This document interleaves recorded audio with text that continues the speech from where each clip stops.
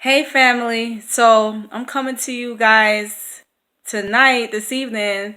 As you know, today is MLK Day, and I had a thought. As you know, Dr. King, he is famous, or for his "I Had a Dream" speech. So I kind of wanted to talk to you guys about your own individual dreams, not necessarily in the context of how Dr. King was talking about equality for everyone, for all races and creed and color, but more or less in a sense that Dr. King was assassinated or martyred, right, on behalf of the fact that he was fighting for civil rights and a big part of the civil rights movement.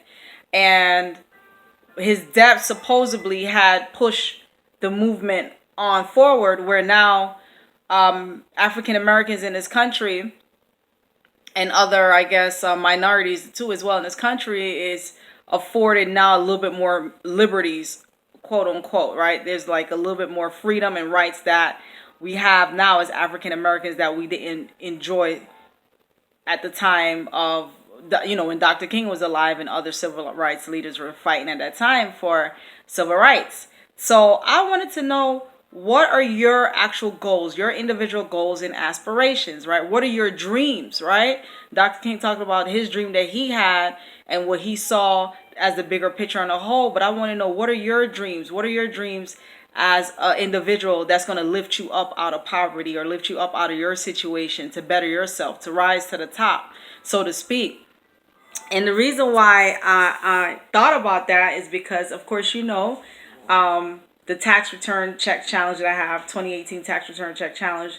W-2s today is what, the 15th. W-2s is printing in about 2 weeks. So I kind of want to keep you guys, I guess, still challenged. I want to continue to challenge you guys for that, because how are we going to help ourselves up out of the poverty and get ourselves into a better situation? One of the sure shot ways of doing that is through real estate. Everyone need a place to live. And I thought about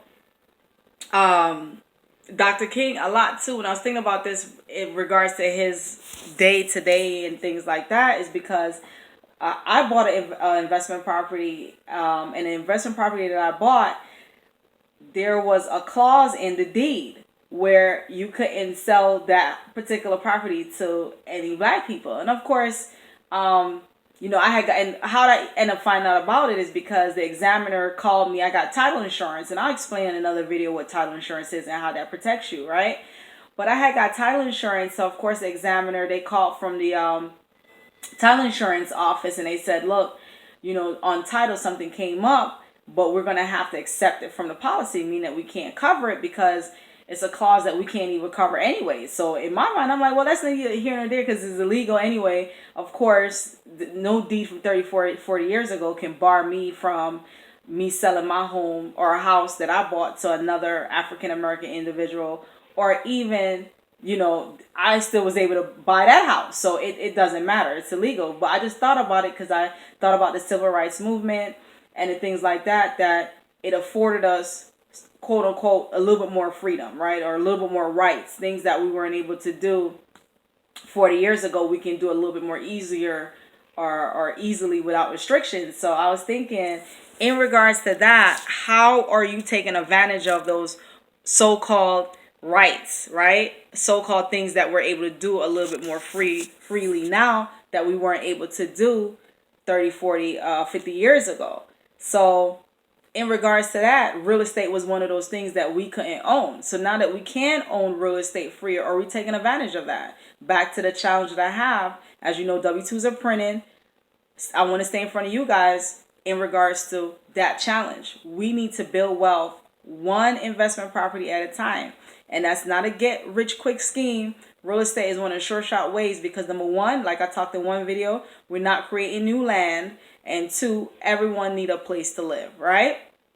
So land is always, always, always highly, highly, highly valuable.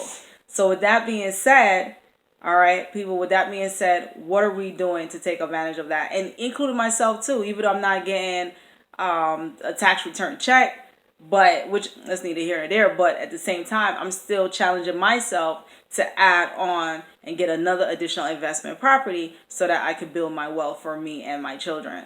So I just kind of wanted to, and I know this message is probably going to go, some people are going to click on and click right off. This message is going to just go over the heads of a lot of people. They're going to be like, what's she talking about? What? This ain't for me, right?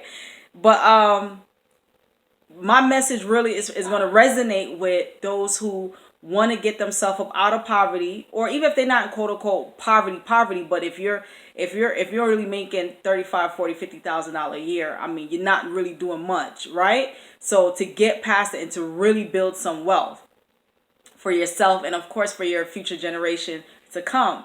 So I feel my message is going to resonate with those folks who want to do that. And like I said, the blueprint, real estate is, I mean, you don't have to reinvent the wheel. We already know what to do. It's tried and proven. So we don't have to reinvent the wheel here.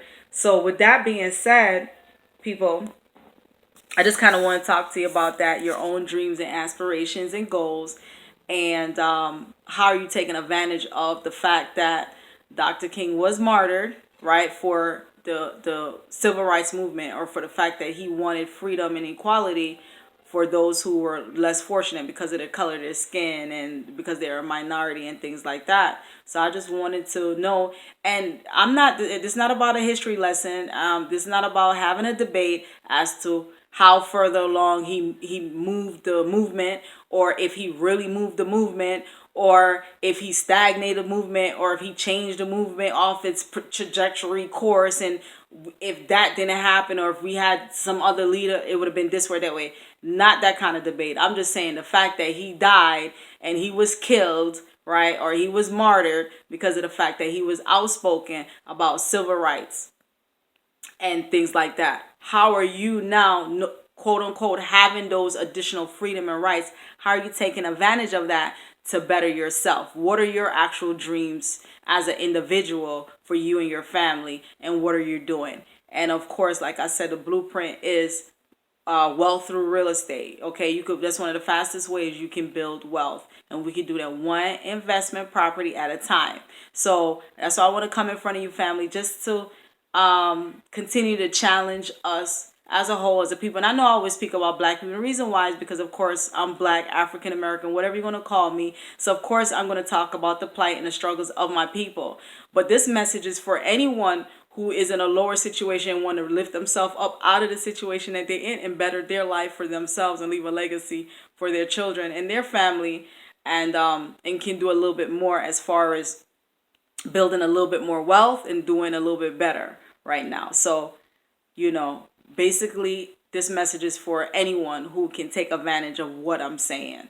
So I definitely wanted to come to you guys with that. Of course, like I said, I'm going to put a link, or I'm going to do another video in regards to the Section 8 and how to qualify for Section 8 tenants. And also, another thing I wanted to say too, with the investment property, if you buy a HUD home, don't be scared because HUD only give you 6 months to get it ready to actually rehab the whole thing and have it to pass inspection. Don't be scared thinking, oh, if I get this house, if I buy this house, I'm not gonna have enough capital to go in and get all the work that HUD have in a checklist. And the reason why I say don't be scared is because they will give you an extension. Okay, HUD will. When I say HUD, I'm talking about the city. If you buy a HUD house and the city of Detroit or whatever, or if you buy a tax lien or whatever, and there's a lot of work that needs to be done, you will get an extension from the city of Detroit to go ahead and continue to make those repairs. That was another thing I wanted to say. So do not be scared, okay? Do not be afraid to go ahead and get it thinking that you're not going to get the work completed in this time frame and that you're going to lose your money. No, it's not. It's not. It doesn't work like that. They will give you an extension. Reach out to me, Nefertari Smith, on Facebook, 313 Nefertari on Instagram, Nefertari313 @gmail.com. And of course, subscribe, people, to my YouTube channel, Nefertari Smith. Okay, love you guys for watching, and of course, peace. We're gonna rise to the top. This is a new year, new dreams, new goals, new positive energy and vibes is what I'm giving out. Love, peace. Thank you for listening and watching.